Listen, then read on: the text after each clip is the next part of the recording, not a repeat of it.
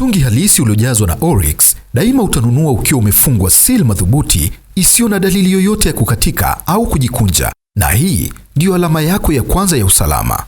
Seal yoyote iliyokatika ama kuharibika inaashiria kuwa imeshatumika ama imechezewa, na pia kuna uwezekano mtungi haujajazwa na kampuni ya Oryx Gas. Toa taarifa. Fanya ukaguzi wa seal kama imebana vizuri na pia ni original. Daima kagua seal kabla haujanunua mtungi ama kutumia mtungi nyumbani. Endapo utagundua seal haipo kwenye mtungi au imeharibika au ina dalili za kuchezewa, usipokee huo mtungi. Toa taarifa Oryx. Usalama wako ni kipaumbele chetu. Daima kagua vizuri seal kwenye mtungi wako. Endapo una mashaka, usisite kutupigia kwa simu ya bure namba 0800 750 183. Oryx Energies, pamoja nawe daima.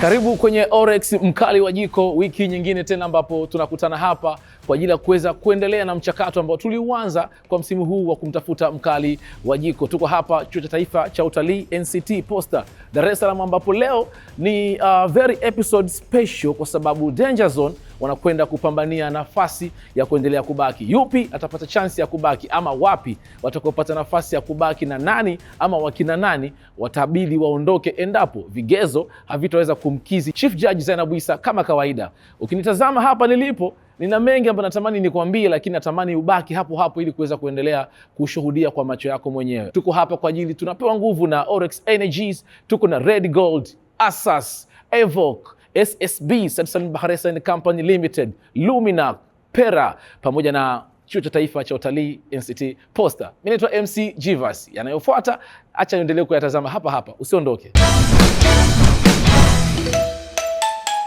Katika nyinyi kuna pair ambayo itatoka kabisa na pair mbili zitaingia kwenye danger zone.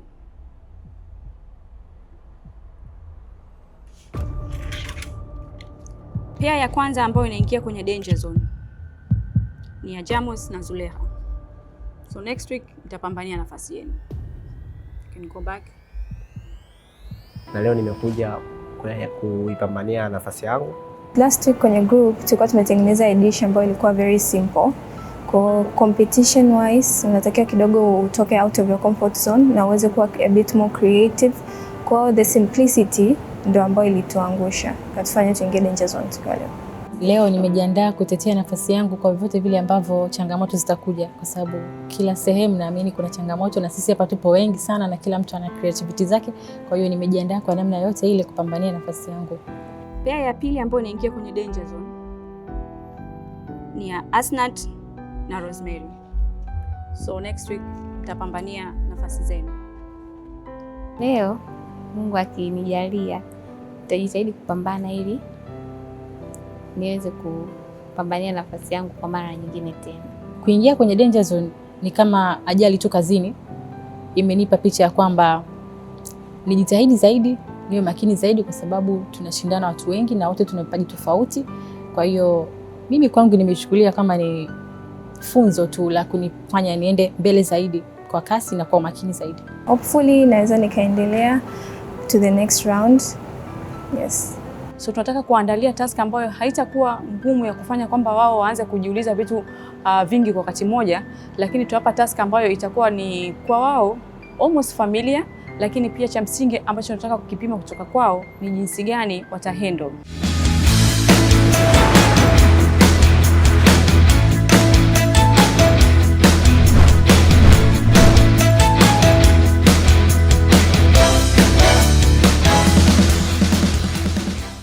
Ladies and gentlemen, karibu tena kwenye Mahanjumati Mkali wa Jiko, na tayari niko na washiriki ambao last week waliingia kwenye danger zone, na this week ama tonight wana kazi ya kufanya kumconvince Chief Judge Zainabu Issa ili kusudi kuweza kubaki hapa hapa. Kwa taarifa ambayo si mbaya, lakini kwa mustakabali wa kumpata mkali wa jiko ni kwamba yupo mshiriki atabidi kuaga mashindano endapo hatofanya vizuri. Zainab, habari yako? Salama kabisa. Hii nimesema nimejikaza sana.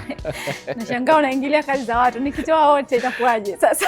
Hiyo itakuwa ni wewe umeamua nani na nani watabaki, watatoka wote ama vipi. Lakini kiukweli mimi ikifika sehemu kama hii huwa pressure yangu inakuwa juu sana, kwa sababu natamani kila mtu abaki. Well, inategemea na leo nitakachowapa na jinsi gani watakavyo perform, lakini I believe wakifanya vizuri mimi sitakuwa na chance ya kumtoa mtu yoyote, so I'm expecting kitu tofauti kukiona kutoka kwao.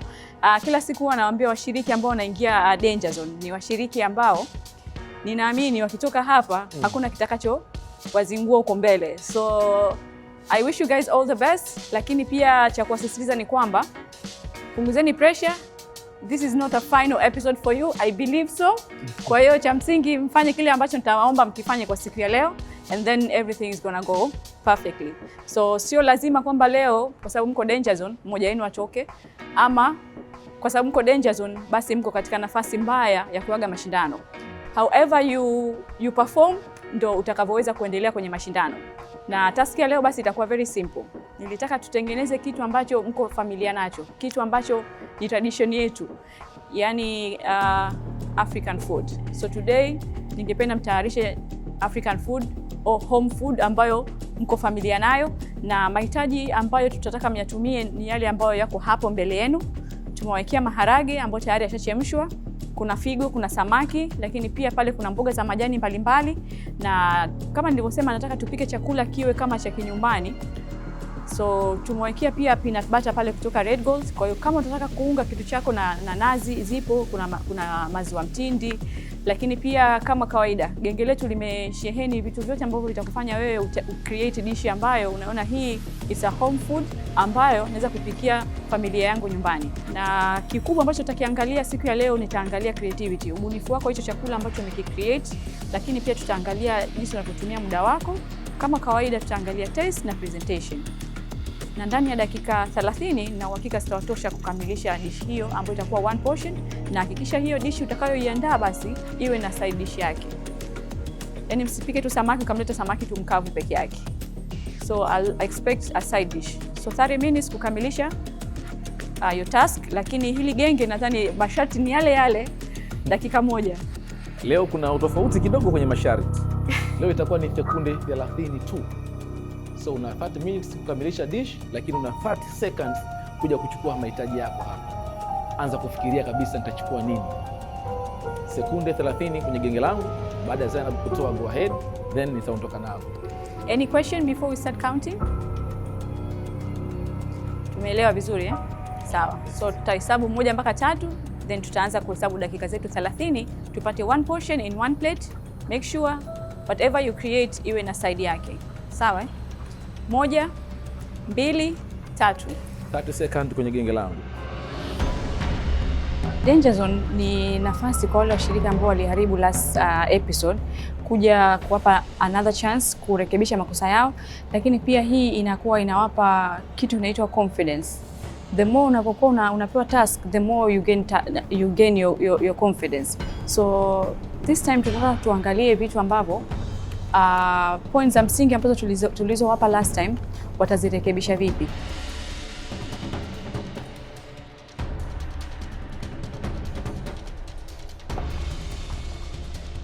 Kujiandaa, nimejiandaa vizuri, lakini huwezi jua mashindano yatabaki kwa mashindano. Naamini na wapinzani wangu pia au washindani wenzangu wamejiandaa vizuri. 10 seconds left. Sekunde 10 zimebaki. 9, 8, 7, 6, 5, 4, 3, 2, 1. Kila la heri.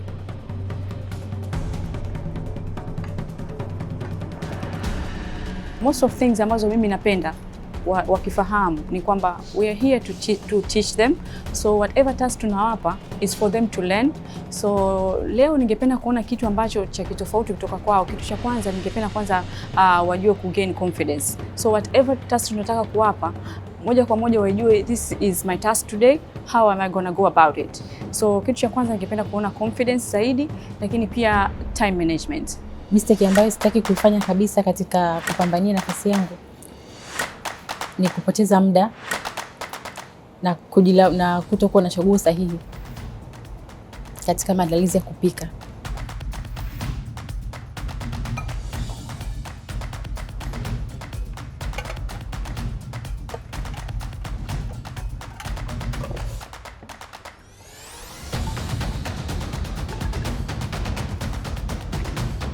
Napenda sana kumwambia mamangu kwamba nitajitahidi kufuata nyayo zake leo ili niweze kupambania nafasi yangu.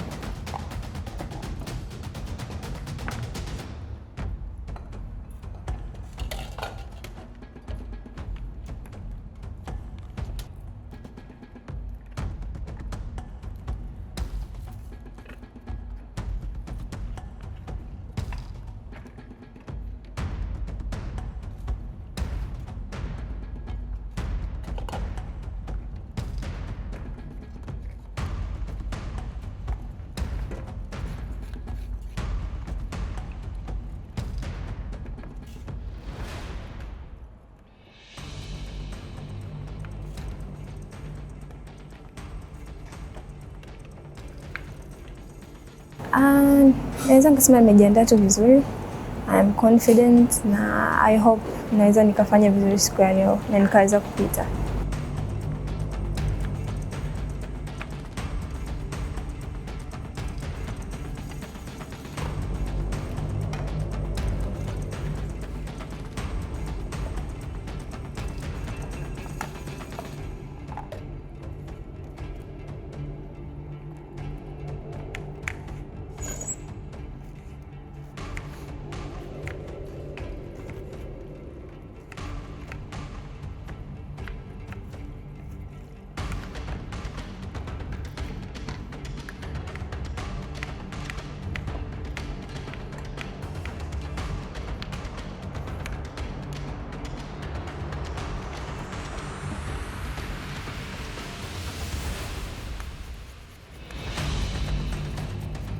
Washiriki wenzangu watatu ambao tumeingia katika danger zone wote wapo vizuri kwa kweli, na inafanya mtu kidogo utetemeke kwa sababu wote wapo vizuri, lakini naamini kujiamini na kuwa makini zaidi ni kitu ambacho nakizingatia sana.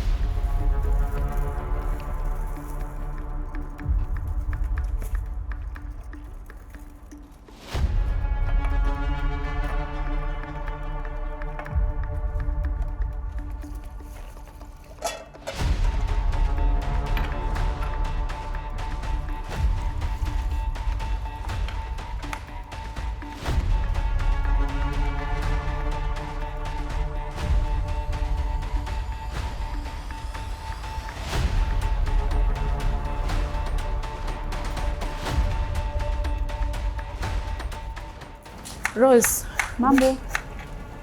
Unapika nini? Ugali, mayai na mchicha. Okay. Chamos. Yes. Unapika nini? Napika fish makange with fish makange with the lionized potato. Asnat. Ndio. Unapika nini? Natengeneza rice, liver na pia na peanut butter spinach. Mboga. Okay. Thank you. Zuleha, Naam. unapika nini? Napika ndizi pamoja na maharage. Ndizi unazichanganya na maharage? Hapana. Kila kitu peke yake. Kwa hiyo ndizi na maharage. Sawa. Kila la heri. Asante. Basi na kipindi somo nacho. Utofauti ambao nimeona leo, kitu cha kwanza ni aina ya mahitaji ambayo umechagua. Kwa sababu unapompa mtu task kwamba create kitu chochote ambacho unataka mwenyewe kwa mahitaji ambayo umemwekea gengeni. So kitu cha kwanza unachoanza kumjudge ni aina ya mahitaji aliyochukua. Na task ya leo it was more of homely cook. So hata utayarishaji wao ni utayarishaji wa vile vitu ambavyo tayari nyumbani wamevizoea kila siku. Kwa hiyo nimependa pia aina ya mahitaji waliochukua, kwa sababu tumeona creativity ya kutumia bidhaa mbalimbali ikiwemo peanut butter. Kuna ambao wametumia peanut butter kutengenezea mboga, kuna wengine wametumia maziwa. So you can see how wanavyokuwa wanajiongeza siku baada ya siku kuchagua mahitaji tofauti ambayo sio kila siku wanatumia, lakini as the program progress ni kwamba wanatuonyesha pia ubunifu wa kutumia bidhaa ambazo tunawapa kwa ku-create dishes tofauti na zile ambazo tulikuwa tunatarajia. So with that I'm very much impressed.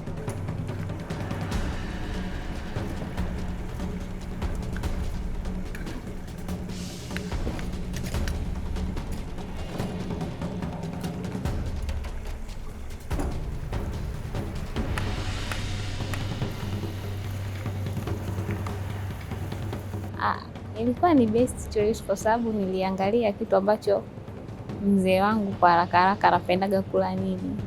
Kwa hiyo nikasema leo nichomoke nayo hii, simple but ni best pia kwangu.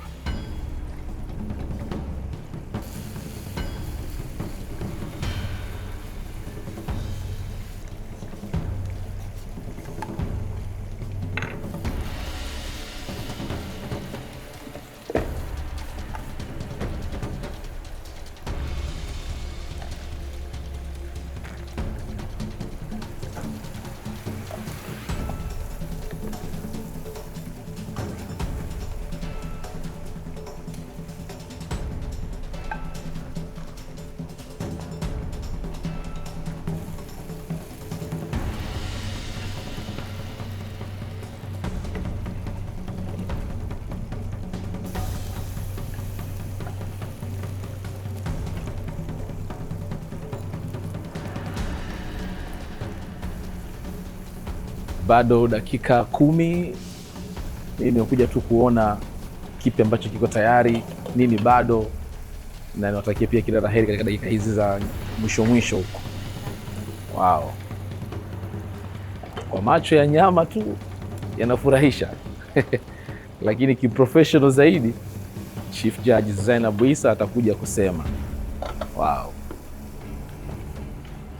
Mimi nafikiri dakika 10 zilizobaki zinafaa kabisa washiriki ambao wako Danger Zone kumaliza kile ambacho wamekianza. Lakini kwa uchache tu nikukumbushe kwamba Luminac tuko nao kwenye msimu huu wa 6 wa mahanjumati mkali wa jiko, na bidhaa za Luminac ni bidhaa ambazo zinatumika kitchen, mezani pia, sahani, vikombe, glass zenye ubunifu na muonekano mzuri na zenye uimara kabisa. Na nikwambie tu siri moja, ikitokea mistake ukavunja hata sahani ya kutokea Luminac, haitajigawa vichenga, maana yake vinapasuka mapande makubwa, which is inakuwa safe kwako wewe, na maana kwamba chance ya kupata madhara endapo ikitokea ni ndogo. Lakini pia ni bidhaa ambayo ukinunua utaitumia kwa muda mrefu zaidi bila kuchoka wala kupoteza uhalisia wake toka siku ya kwanza umetoa madukani. Zinapatikana Tanzania nzima, ni wewe tu kujiamulia kuanza kutumia bidhaa kutokea Luminac.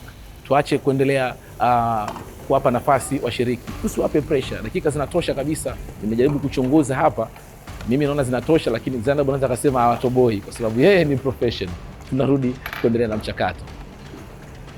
Kitu ambacho leo sitahitaji kijitokeze ni kwanza kabisa ni kuhusu usafi kwenye chakula. Kitu cha muhimu kwanza ni usafi. Pili, ladha ya chakula changu nitajitahidi iwe nzuri, vile vile muonekano pia.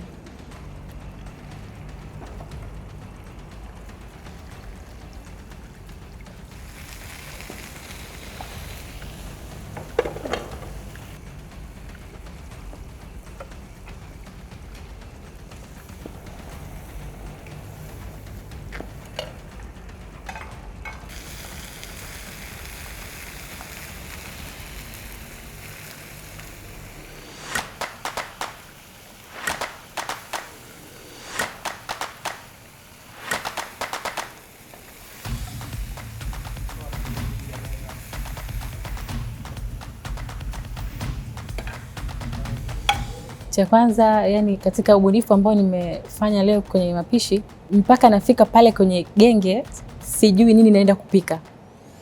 yani sijui. Nimechukua vitu mpaka nafika jikoni ndio nikasema kitu gani nitapika.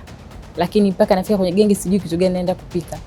Lakini nilitulia na nikatafakari kwa sababu napenda riski, na riski huwa sichukulii kwenye majuto, nachukulia kwenye mafunzo.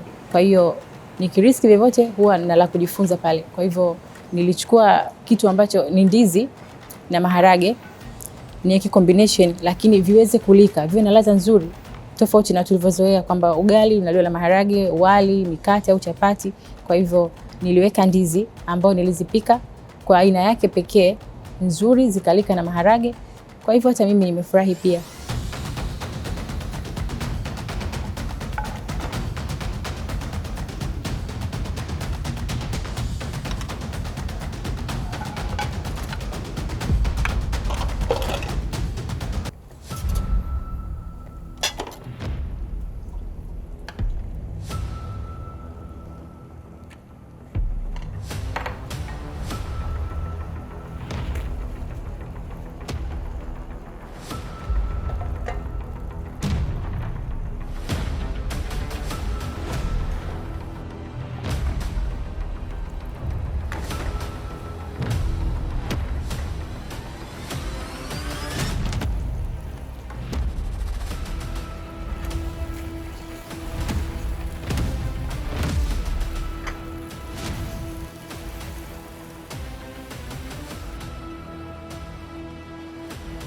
One minute left, dakika moja tu ndio imebaki. Moja.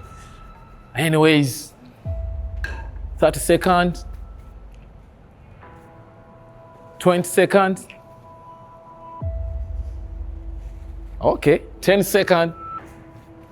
9, 8, 7, 6, 5, 4, 3, 2, 1. Ladies and gentlemen, hakikisha umezima jiko lako na usifanye chochote kile, mikono yako ikae free. Thanks for your time. Nafikiri wote mmekamilisha kwa wakati. Tunakwenda break. Tukirudi hapa, Chief Judge Zainabu Issa atakuja kwa ajili ya zoezi la uonjaji na kutoa marks na kutupa matokeo. Itakuwaje? Mwisho wa siku, endelea kubaki hapo hapo. Mtungi halisi uliojazwa na Oryx daima utanunua ukiwa umefungwa seal madhubuti isiyo na dalili yoyote ya kukatika au kujikunja, na hii ndiyo alama yako ya kwanza ya usalama. Seal yoyote iliyokatika ama kuharibika inaashiria kuwa imeshatumika ama imechezewa, na pia kuna uwezekano mtungi haujajazwa na kampuni ya Oryx Gas. Toa taarifa, fanya ukaguzi wa seal kama imebana vizuri na pia ni original. Daima kagua seal kabla haujanunua mtungi ama kutumia mtungi nyumbani. Endapo utagundua seal haipo kwenye mtungi au imeharibika au ina dalili za kuchezewa, usipokee huo mtungi. Toa taarifa Oryx. Usalama wako ni kipaumbele chetu. Daima kagua vizuri seal kwenye mtungi wako. Endapo una mashaka, usisite kutupigia kwa simu ya bure namba 0800 750 183. Oryx Energies, pamoja nawe daima. Kwa nini utumie Luminac?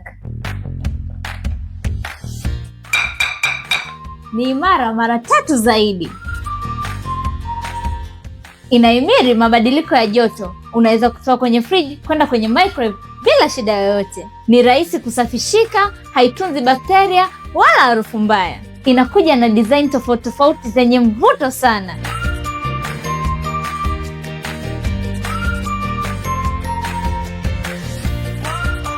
Luminac, feel creative.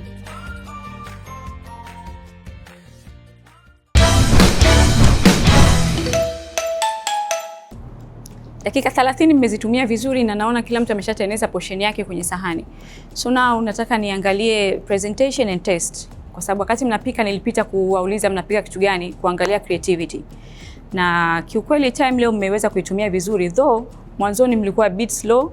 Wakati tunasema baki dakika 15 ndo mkaanza kuwa sharp. But all in all mmekamilisha ndani ya dakika 30. So Jamos, naomba kwanza na sahani yako. Explain your dish. Leo nimewaandalia fish makange ambayo nimesave pamoja na lionized potato Okay. na seasonal spinach, ambapo kwenye marination ya fish makange, kwenye marination ya samaki nimeweka garlic, ginger, black pepper, chumvi pamoja na vinegar. Okay. Lakini wakati naandaa sasa sosi ya hiyo makange yenyewe, nilianza kusotea vitunguu, baadaye nikaweka fresh tomato, baadaye nikaja nikaweka tomato paste. Okay. Pia nikaja nikaweka carrot pamoja na hizo bell pepper. Okay. And the potatoes? Kwenye potato nikaanza nikavi boil kidogo. Baadaye nikasote vitunguu. Lakini wakati na boil viazi niliweka na chumvi.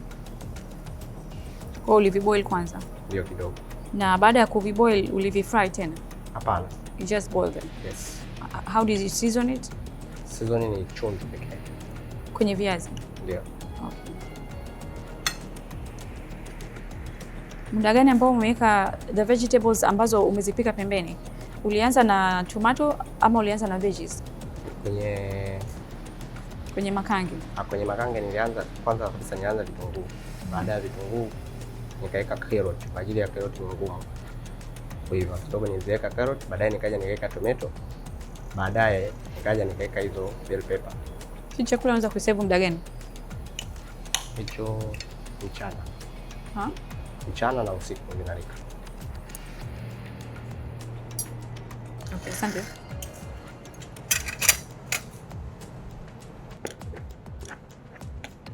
Asna, tunaomba sahani yako.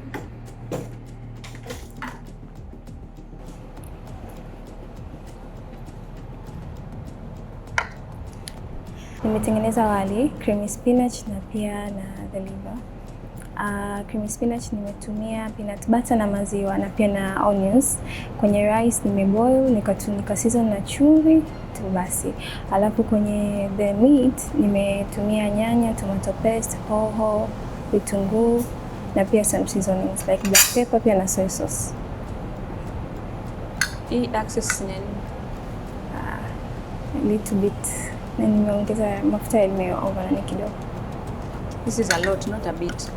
Sahani yote imejaa mafuta. Paka anachuruzika huko.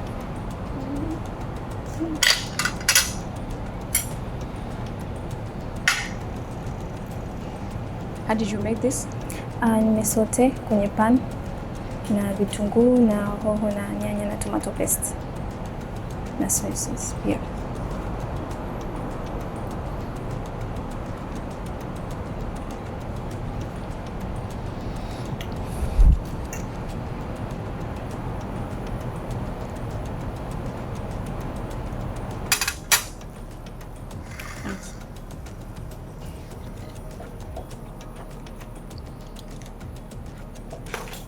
Zuleha, naomba sahani yako.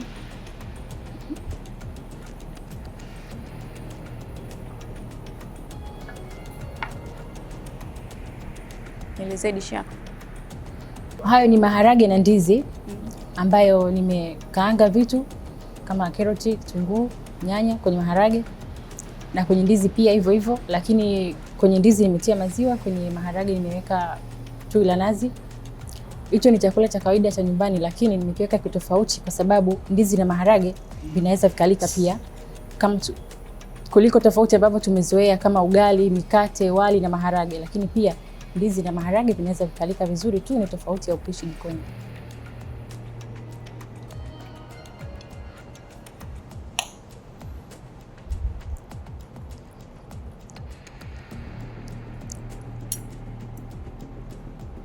So katika hivi viwili, which is main, which is the side?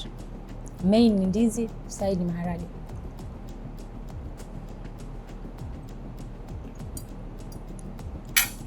Asante.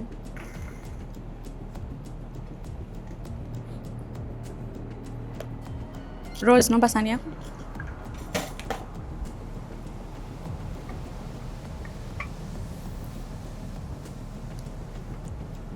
Nielezee dish yako. Leo nimeandaa ugali, maini pamoja na mchicha.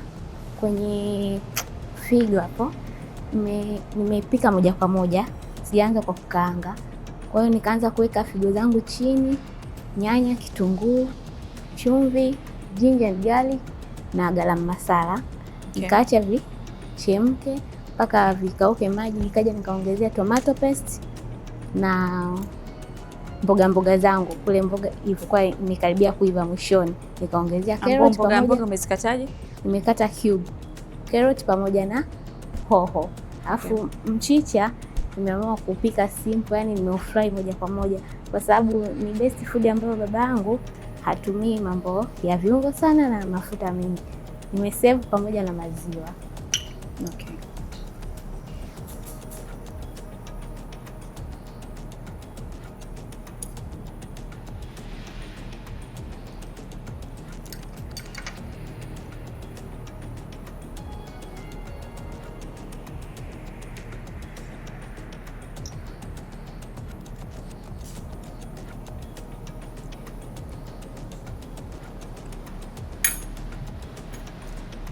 Asante.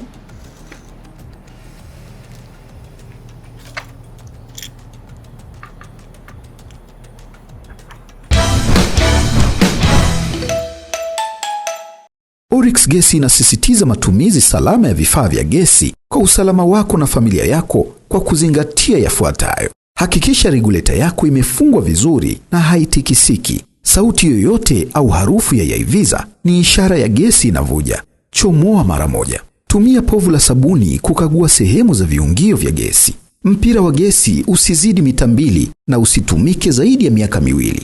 Funga regulator mara baada ya kumaliza kupika. Hifadhi mtungi mbali na chanzo cha moto. Hakikisha bana imefungwa vizuri na imenyooka. Washa kibiriti kwanza, kisha ruhusu gesi kwa utaratibu. Moto wa bluu ni salama, moto wa njano ni hatari. Usitumie bana hiyo. Harufu ya yaiviza ni ishara ya gesi inavuja. Chukua hatua mara moja. Tumia povu la sabuni kukagua uvujaji juu ya valvu ya mtungi. Kwa usalama wa familia yako, zingatia ushauri huu kila siku. Oryx Energies, pamoja nawe daima. Nimeweza kuangalia presentation na creativity ambayo mmeifanya. Kuna vitu ambavyo nimevinotice. Leo nilitaka mtengeneze African food, dishes ambazo tunapika nyumbani kila siku. Well, mmeweza kubuni vitu tofauti na most of them vilikuwa ni vizuri. Though kuna ambavyo vilikuwa ni odd pairing. Tukisema odd pairing, yani ni vitu ambavyo ni ngumu kukaa sehemu moja. Sawa? Like Zuleha umetengeneza ndizi pamoja na maharage. It's a very odd pairing. Presentation yako, it was not so wow like the last time tumeongelea kuhusu wow presentation. Sahani uliochagua, it was okay kwa sababu ya rangi za kile chakula uliochagua pale. When it comes to you, ulitayarisha makange ya samaki pamoja na viazi, ambapo viazi ulivichemsha tu bila kuvikaanga na ukavichanganyia na a seasoning. Okay, the vegetables was crunchy, lakini samaki yako ilikosa ladha kabisa. Yani it was flat, haina ladha. Kilichobeba ile samaki kuwa na ladha ni ile sauce ambayo uliitengeneza pembeni. Sawa? So all in all, kila mmoja ameweza kubuni anachokiweza kukibuni. Ulitengeneza ugali, ukasave na mchuzi wako ambao ule unaweza kusema kama ni chukuchuku. Kwa sababu kila kitu ulichemshia pamoja, na mchicha pia ulikuwa ni chukuchuku. The way you save it, I like it kwa sababu ni namna nzuri ya kusave chakula cha namna ile, lakini pia pairing yako it was okay. Wewe pia ulitengeneza rosti ambayo ilikuwa ni ya figo pamoja na wali na mchicha. Mchicha uliutia maziwa pamoja na bata, na wali wako ulikuwa sawa jinsi ulivyo present. The portion was not so okay kwa sababu ya portion inatakiwa iwe 1 cup. 1 cup is almost 200 grams. Sawa? The portion was not proper portion, lakini pia kwenye taste kuna kitu kilikuangusha. Especially kwenye figo. Figo zilikuwa hazijaiva. That's why I asked you twice like umepikaje. Zilikuwa ndani hazijaiva. Hapa mbele kuna sahani 2. Sahani hizi zilikuwa hapa mbele ni za wale ambao hawajafanya vizuri siku ya leo. Kwa ukiona sahani yako iko hapa mbele, ina maana umeaga mashindano kwa siku ya leo. Kwenye danger zone ama kwenye elimination programs, it's not like tunakuwa na formula like lazima leo watoke watu wawili au lazima leo watoke mtu mmoja. No, it depends on na performance. Kuna siku nyingine unaweza kuwashiriki wote ukatu impress na tusiweze ku eliminate mtu yoyote, lakini pia hawezi kusema kwamba for this show maybe tunataka kutoa mtu mmoja alafu ukakuta mistake ya more than one mshiriki, so huwezi ukasema huyu anaendelea just because leo nataka kumtoa mtu mmoja. We don't normally do like that. Cha msingi tunaangalia ile task ambayo tumewapa wameperform vipi. Kwa yule ambaye amefanya vizuri ataendelea, na kwa wale ambao basi hawajafanya vizuri inakuwa ndio mwisho wa mashindano kwa huyo mshiriki.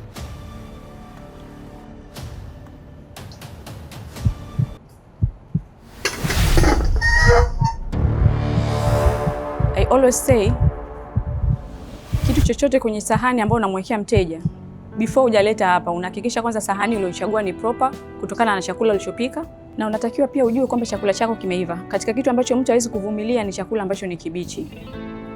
Tuliongelea swala la kuhakikisha sahani yako ni safi. Sasa ukiserve sahani ambayo mafuta yana drip like this, hata mpangilio wako wote hautaonekana kwa sababu mafuta yataingia kwenye kitu ambacho hakitakiwi kuingia mafuta. So with this leo imekufelisha. Kwa tunakuaga leo, lakini tunakutakia kila laheri, na sisi bado tutakuwa ni mentor wako hapa. Anytime you feel like you need any mentorship kuhusiana na masuala ya mapishi, tuko hapa kukupokea anytime. Na tunaendelea kuamini kwamba next season tunaweza tukawa na wewe tena. Kwa kweli performance yangu ya leo ilikuwa a bit tricky kwa sababu I feel like ningefanya vizuri zaidi. Kidogo kutoka kwenye kupanic kidogo, nikajikuta yani presentation na pia portion ikawa a bit off, so nilikuwa na rush kiasi, kwa nikashindwa hata chakula kenyewe hakijapata muda vizuri kuipata. So kama nilani kwa sawa, I think pressure ya time, but I still struggle na time management. Kwa naona kwa sababu naweza kupika vizuri, but kwenye ile pressure ya muda sasa, yani nakuta una rush, unadhani yani kitu kiko tayari, yani just ili mradi umalize uweke chakula kisa, so hapo ndo kidogo. So I feel like nita practice mwenyewe hata baada ya hapa. I think maybe God willing next season nitakuja more prepared na nita practice ku manage time na just presentation. Nimejifunza vitu vingi sana. Nimejifunza generally just kuwa in this environment, kujiamini, kuweza just go out of your comfort zone, ujiamini kama chef kwamba unaweza, na pia uwe creative, utoke think outside the box. Nimejifunza pia techniques mbalimbali za kupresent chakula. Kwa mambo mengi nimejifunza sana. Kule mistake ambayo kila siku mimi naiongelea ambayo haivumiliki kwangu tu, so kwangu tu kama judge, lakini kwa hata mlaji vile vile ni kuserviwa chakula kibichi. Hakuna mtu atakayesema kwamba umetengeneza sahani yako, presentation ni nzuri, harufu ya chakula anaipata nzuri, lakini once anakula chakula chako ni kibichi, obviously hata endelea kula. Lakini pia kitu cha msingi ambacho kila siku nawaambia ni kwamba before kuja kupresent sahani yako, hakikisha sahani yako kwanza umeiweka kwa mpangilio mzuri, lakini pia sahani yako ni safi, haina mafuta ambayo yanakuwa too much mpaka yanafuata sehemu nyingine ambayo haitakiwi kugusa chakula. So hivyo ni vitu vya msingi viwili ambavyo kiukweli sitatamani tena kuviona kwenye competition, like to save chakula ambacho ni kibichi, lakini pia sahani yako iwe haijakaa proper, yani sio safi. Sahani iliyokuwa hapa ni ya mshiriki ambaye pia tutamwaga siku ya leo kutokana na mistake ambazo amefanya kwenye dishi yake.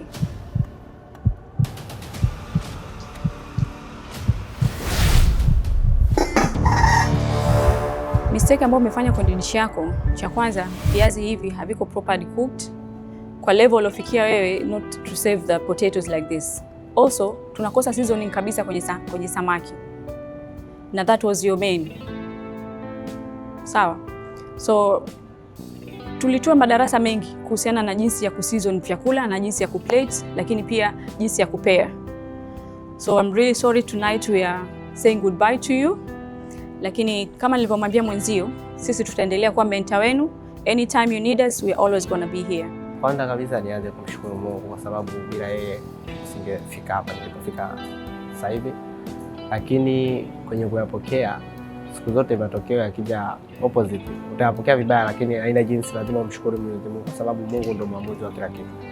Yeye anaenda akafanya akakuletea positive results, pia akakuletea negative results, lakini all in all namshukuru Mwenyezi Mungu.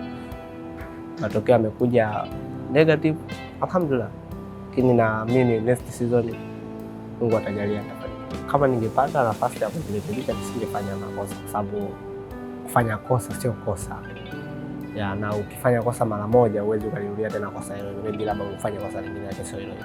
Kwa wale washiriki ambao wanabaki, ningependa kuwatakia kila laheri, lakini pia zile mistake ambazo mnaona zinawasumbua, you have time with me anytime kunifata, kuniuliza wapi ambapo unakosea na kitu gani ambacho unatakiwa urekebishe. So go on, kwenye competition we won't settle for any small mistake now forward. So I wish you all the best. Washiriki wote waliobaki, kwanza kuna vitu ambavyo nimeviona mpaka sasa hivi they need more brush. So nitakaa nao kwa ajili ya kuwapa more training kwa vile ambavyo mpaka sasa hivi nimevinotice kwao kwamba vina miss. So after the training ya pili, ina maana sasa we are going forward, ni tunasema ni moto unawaka. So they should be ready, lakini pia nina uhakika baada ya hizi training ambazo tumewapa watakuwa sio wale ambao tuliwachukua hapo mwanzoni. Kama unavyoona episodes zinavyoendelea ni kwamba kila wiki kuna improvement. Sahani ya mshiriki ambao amesave siku ya kwanza na mpaka hapa leo, hata watazamaji watakuwa wanaona utofauti mkubwa sana. Kuanzia aina ya vyakula unavyochagua, kuanzia aina ya sahani unazochagua kupresent, lakini pia presentation ya kile chakula, unaona kabisa these people are progressing vizuri. Na mimi nadhani ni shindilie tu ambapo amesema Chief Judge Zainab Issa kwamba mistake ndogo inakutoa kwenye mchezo, kwa sababu haya ni mashindano. Lakini pia nimpongeze sana Zulea kwa kile ambacho amekifanya. Kwangu mimi binafsi ukiniuliza nani amekufurahisha zaidi, nitasema wewe Zulea, kwa sababu mwanzo wakati unafanya choice ya kucreate dish ambayo umeicreate, mimi ilinishangaza sana, nikasema hapana, leo utoboi. Sijapata picha nzuri kwamba unapochukua maharage na ndizi ndio kama main, unasema sasa unakulaje maharage na ndizi. Lakini nilivyopita kwenye round ambayo mimi na count dakika pale, nikaona kuna flying pan kama 3 zote ziko jikoni zina roast tofauti tofauti. Nikarudi nikamwambia Chief Judge pale, kuna kitu Zulea anajaribu kufanya. Akaniambia lakini tusubirie mpaka dakika ya mwisho atapokuja kusave. Na hatimaye hata yeye akaniambia uwezi amini, amefanya kitu kizuri. Choice ambayo ameichagua leo ku create dish ni nzuri, lakini kwenye test na ndo kaua zaidi. Kwa hivyo hii ikawa inspiration pia kwa mtu mwingine. Wakati mwingine kuwa mbunifu, kuwa creative, lakini amini kile ambacho unakicreate kitaleta matokeo chanya. Lakini all in all, wote nyinyi mmepambana na niwapongeze wote, na nadhani mtapoenda kuwa nje huko mtaenda kuwa machef ambao mna tayari kitu ambacho ni additional kupitia platform hii ya Oryx Mkali wa Jiko. Cha kwanza kwa washiriki ambao nawaacha wenzangu ambao wanaendelea na mashindano, kwanza nataka kuambia hongera, pia waendelee kujiamini na kujitahidi, waendelee waamini their skills, waamini their abilities, waendelee kuwa more creative, wasibaki in the comfort zone, so hii ni competition, so you have to think outside the box. Wajitahidi sana to not stay in a box, wa think outside the box. Pia nawatakia kila la heri, and kwa yule ambaye atashinda pia hongera kwake in advance. So pia just blessings, na kwa ambao wamekuwa wakinitazama huko nyumbani, watazamaji, na ushukuru kwa kuwa wamenisupport katika safari yangu mpaka nimefika sasa hivi. Na nataka kuambia tu mimi bado still I'm a great chef, najiamini. Ni kwamba do just some things ambazo nahitaji kuzifanyia kazi, but hizo zikiweza kufanyia kazi, yani I can be outstanding. Mimi kwanza kabisa nitoe shukrani na pongezi kwao, kwa sababu kuleta hii competition ya Mkali wa Jiko kwanza imekuja kuinua upeo wa jamii, kwa sababu kuna watu mtaani wapo kibao ambao wanajua kupika, lakini kupika kuna tofautiana, kuna kupika na kuchemsha. Umeona, mfano kama hivi vitu ambavyo tunapika, maybe unaenda ukaja ukapika, lakini ukaja hapa jaji akaja akakutoa kasoro, it means umeimprove au umegain some baadhi ya kitu kutoka kwa jaji. So Mkali wa Jiko ni mapongezi kwa hilo kwamba wameanzisha competition, lakini bado wanatoa elimu kwa ambao wa jamii. Nilichojifunza ni cha kwanza, unajiongezea confidence na kujiamini. Kwa hiyo itakusaidia hata kama utakaporudi kidogo, inakuondoa hofu, muda wote unakuwa unajiamini. Kwenye kwenda mbele zaidi na kwa kasi na kwa umakini, na maana nitazingatia vizuri zaidi katika kile ambacho nakifanya jikoni, ili mradi nifike kile kituo ambacho mimi mwenyewe kitaniridhisha zaidi. Niseme tu yapo mengi sana Red Gold tumejipanga nayo kuwaofa wao, wapambane wafikie level zinazohitajika, then sisi tupo, wakati ukifika tutakuja. Mkali wa Jiko na Red Gold ni kama mapacha wawili, alipo Mkali wa Jiko na Red Gold atakuwepo. Bidhaa zetu zinapatikana maeneo yote ndani ya Dar es Salaam na nje ya Dar es Salaam. Zinapatikana kwenye supermarket kubwa, supermarket ndogo na maduka mpaka madogo ya mtaani ya Mangi, bidhaa zetu utazipata. Lakini pia kwa wale wateja wanaohitaji bidhaa, kwa mfano labda mtu anatupigia, mimi niko Mabwepande, nahitaji labda katoni 3, we don't charge ile hada ya kukuletea mzigo, tunafanya ni free delivery. Mpaka hapa tukufikia, kwanza ningependa kusema shukrani za pekee ziwafikie Oryx kwa kuweza kutupa nguvu this year na kubeba jina letu la Mkali wa Jiko, na tunafahamika kama Oryx Mkali wa Jiko season 6. Na kikubwa ambacho ningependa kuwashukuru ni hii fursa ya washiriki wetu wote kuondoka na zawadi za mitungi.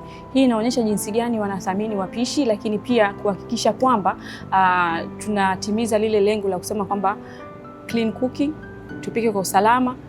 Na wapishi wetu basi wakiondoka na mitungi ya Oryx, ina maana wao tayari watakuwa wabalozi wazuri kuhakikisha kwamba wapishi wote wanapika kwa usalama na kwa usafi, na tunazingatia ile kauli mbiu ya rais wetu kwamba wapishi wote wapike kwa usalama kwa kutumia nishati safi na salama. So big up kwa Oryx kwa kutuwezesha kufanikisha hili, lakini pia ningependa kuwasisitiza watazamaji wetu wote na wapishi wote wa majumbani, lakini sehemu mbalimbali ambazo zinahusiana na mapishi, wahakikisha wanapika kwa usalama na kwa kutumia nishati safi pia. Hakika dakika 30 zimekuwa za kuvuta ni kuvute, na mwisho wa siku Jamos pamoja na Asnat ndio washiriki ambao watakuwa wameaga kambi ya Mahanjumati Mkali wa Jiko kwa msimu huu wa 6. Lakini mimi niwape pongezi sana, kwa sababu hatua ambayo wamefikia haikuwa hatua ya kitoto. Wamewapita watu wengi, wameonyesha ujasiri, ubunifu, lakini kwa sababu ni mistake tu ambayo ndo tunaitafuta ili kuweza kumpata mkali, hiyo imekula kwao kwa usiku huu wa leo. Lakini nikwambie kitu kizuri tu, Oryx Mkali wa Jiko kwa msimu huu tunatoa nafasi kwa wewe mtazamaji ambaye ni mpishi kuja kujiunga na washiriki ambao wako ndani, na hiyo itakuwa ni wiki ijayo. Cha kufanya, record video fupi ukiwa unapika chakula chako, kisha tutumie kwenye namba zetu za simu ambazo unaziona hapo chini kwenye runinga yako, alafu vigezo vikikufaa basi utakuja kuungana na washiriki kwa ajili ya kuweza kuwasapoti wiki ijayo. Kwa maana ama kwa lugha nyepesi tu kwamba wiki ijayo tutakuwa na wageni. Mgeni ni nani? Mgeni ni wewe ambaye umeisikia hili tangazo na wewe ambaye unapenda kupika. Mkali wa Jiko msimu wa 6 unapewa nguvu na Oryx Energies, lakini pia tuko na Asas SSB, Said Salim Baharesa Company Limited, tuko na Evoque, Luminac, tuko na Pera, lakini pia NCT, chuo cha taifa cha utalii hapa Posta Dar es Salaam, ambapo ndo mchakato mzima unafanyika. Mimi jina langu naitwa MC Jivas. Tukutane kwenye Instagram page yetu, tunaitumia kama Mkali wa Jiko. Una lipi la kusema?